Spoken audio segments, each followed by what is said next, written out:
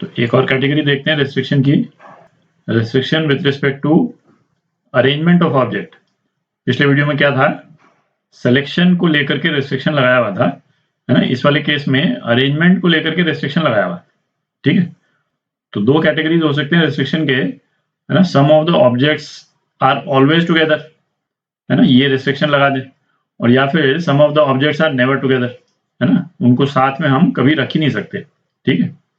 तो उसी से रिलेटेड ये वाला एग्जांपल करते हैं, उससे क्लियर हो जाएगा कि जैसे, है ना, 10 books from B1 to B10, है ना, अलग अलग बुक्स हैं, मतलब अनलाइक बुक्स हैं, are to be arranged on a shelf, in how many ways can it be done if, है ना, B2 एंड B5 ये जो दो बुक्स हैं वो हर बार एक साथ ही रहें, ठीक है।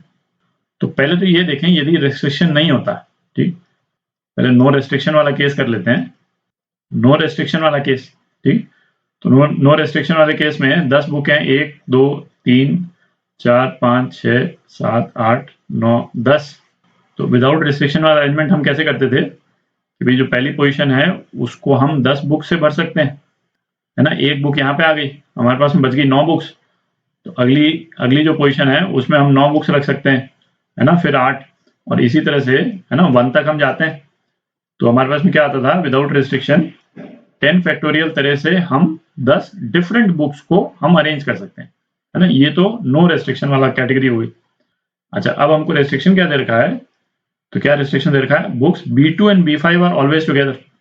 तो ऐसे वाले केस में हम क्या करें कि जिनको साथ रखना है हर बार उनको क्लब ही कर दें। क्लब कर दें मतलब एक तरह से आप इमेजिन कर सकते हैं, इनको हमने एक बैग में रख दिया, ठीक है। B2 B5 का एक बैग बना दिया, और बाकी बुक्स हमारे पास कौन सी बच गई, B1 B3 B4 B6 और यहां से लेकर के B10 तक, ठीक है। तो अब हमारे पास अरेंज करने के ऑब्जेक्ट्स कितने हो गए, भाई अलग अलग बुक्स थी तो 10 ऑब्जेक्ट्स थे, पर हमने B2 B5 का तो एक बैग बना दिया ना, तो हमारे ऑब्जेक्ट्स कितने हो गए, 9 ऑब्जेक्ट्स हो गए, ठीक है। तो अब B2 और B5 को हर बार साथ रखना है तो हमको 9 ऑब्जेक्ट्स को अरेंज करना है, ठीक। तो 9 ऑब्जेक्ट्स को अरेंज करने का कितने तरीके हो जाएंगे, 9 फैक्टोरियल तरीके हो जाएंगे। तो इन 9 फैक्टोरियल तरीके में ये B2 B5 बगल बगल ही आएंगे हर बार, ठीक है, ऑलवेज टुगेदर। बी पार्ट, अच्छा, B2 B5 are never together, मतलब इनको ये बगल बगल में कभी नहीं आने चाहिए, ठीक है। तो इसका मतलब ये हुआ कि B2 और B5 के बीच में यदि मैं यहां लिखूं और B2 और B5 लिखूं तो किसी भी अरेंजमेंट में B2 और B5 के बीच में कम से कम एक किताब तो आनी ही चाहिए, ठीक है। यहाँ पे जैसे B1 आ गई या B2 आ गई, है ना कोई किताब जो है B2 और B5 के बीच में आनी चाहिए, ठीक है, क्योंकि तभी तो होगा कि ये, है ना, बगल बगल में नहीं रहेंगे। तो ऐसे वाले केस में हम क्या करते हैं कि B2 और B5 को छोड़ करके जो बाकी बुक्स बचे उनको हम अरेंज कर दें, ठीक है। तो उनको अरेंज कर दें तो कोई एक अरेंजमेंट यदि मैं लिखूं तो कुछ इस टाइप से लिख सकते हैं, है ना, कि B1 B3 B4 B6 B7 B8 B9 और B10, है ना।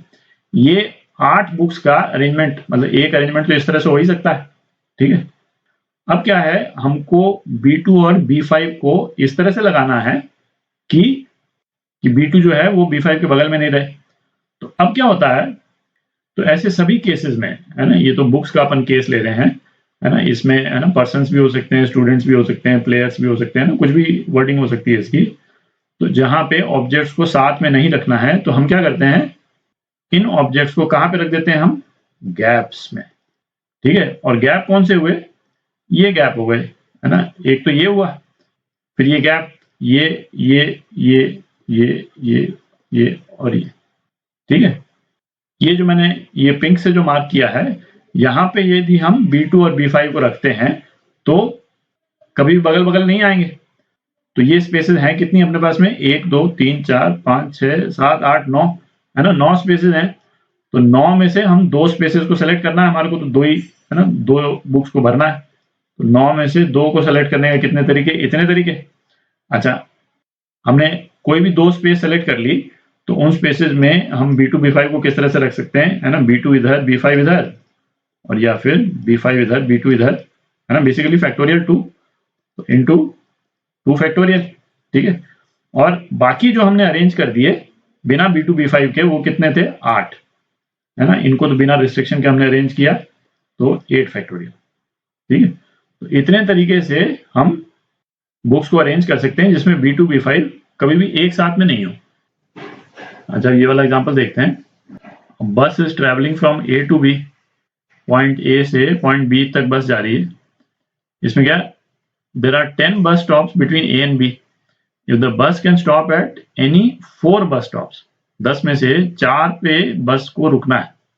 No two which are consecutive, ये हमारे को रेस्ट्रिक्शन दे रखा है कि बस जो है जिन बस स्टॉप्स पे रुकेगी वो बगल बगल नहीं होने चाहिए। इन how many ways can the bus travel from A to B। जैसे 10 बस स्टॉप यदि अपन बना लें, है ना, 1 2 3 4 5 6 7 8 9 10, ठीक है। तो हमको रेस्ट्रिक्शन क्या दे रखा है कि यदि सपोज यहाँ रुकती है, ठीक है, तो इसका मतलब बस यहाँ पे भी नहीं रुक सकती और यहाँ पे भी नहीं रुक सकती, ठीक है ना। यदि बस यहाँ रुकती है तो बस यहाँ पे भी नहीं रुक सकती और यहाँ पे भी नहीं रुक सकती, ठीक।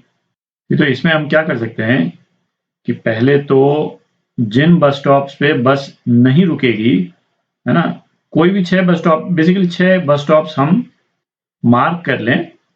1 2 3 4 5 6 बस स्टॉप्स हमने मार्क कर लिए जो हम ये मान के चल रहे हैं कि इनमें बस नहीं रुकेगी, है ना। ये कौन से नंबर पे पढ़ रहे हैं अभी उसमें नहीं जा रहे हैं, ठीक है। अच्छा अब हमको बस को रोकना है 4 बस स्टॉप्स पे। तो यदि इन गैप्स में, है ना, इन बस स्टॉप्स के गैप्स में से हम 4 बस स्टॉप्स को चुन लेते हैं, ठीक है, तो वो 4 बस स्टॉप्स जो हैं वो कॉन्जिक्यूटिव नहीं होंगे। दिख रहा है भाई, ये जो मैंने पिंक से जो मार्क कर दिए इन पोजीशंस पे यदि हम बस स्टॉप्स को चुन लेते हैं, कोई भी 4, है ना, इनमें से कोई भी 4 लोकेशंस को यदि हम चुन लें तो वो बस स्टॉप्स ऐसे होंगे कि वो बगल बगल नहीं होंगे, ठीक है। तो इस तरह के टोटल गैप्स कितने हैं, तो इसमें बेसिकली हम क्या कर रहे हैं कि जिन स्टॉप्स पे बस को रुकना है उनको गैप्स में चुनकर उनको गैप्स में फिल कर रहे हैं अपन, ठीक है। तो टोटल नंबर ऑफ गैप्स कितने हैं, 1 2 3 4 5 6 7, है ना। 7 में से 4 जगह हमको बस को रुकवाना है, तो 7 में से 4 बस स्टॉप्स को चूज करने के कितने तरीके हो गए, 7C4, ठीक है। तो ये आपका आंसर। और हम तो जो है वो सिलेक्शन पे ही रुक गए, ठीक है, क्योंकि इनको अरेंज तो करना नहीं है हमको, क्योंकि बस जो है बस तो सीक्वेंशियली जाएगी, बस तो यहाँ से इस डायरेक्शन में ही जाएगी, ठीक है। जिस भी सीक्वेंस में ये सेलेक्ट हो गए, है ना, वही सीक्वेंस हमारा आंसर हो गया।